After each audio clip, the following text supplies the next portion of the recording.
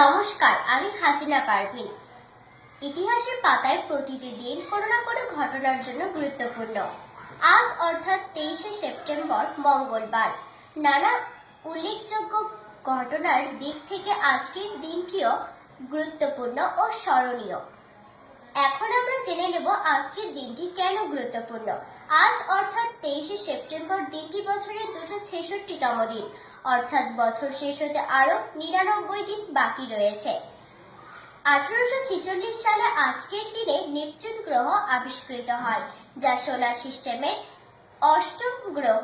1965 সালে আজকের দিনে ভারত ও পাকিস্তানের মধ্যে যুদ্ধবিরতি ঘটে, যা দ্বিতীয় কাশ্মীর যুদ্ধ নামে পরিচিত, এবং এই যুদ্ধ আগস্ট থেকে সেপ্টেম্বর মাস পর্যন্ত সংঘটিত হয়েছিল।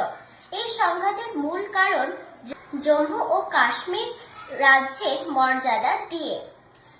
1847 সালে আজকের দিনে কলকাতার সিটি কলেজের প্রতিষ্ঠাতা আনন্দমোহন বসু জন্মগ্রহণ করেছিলেন।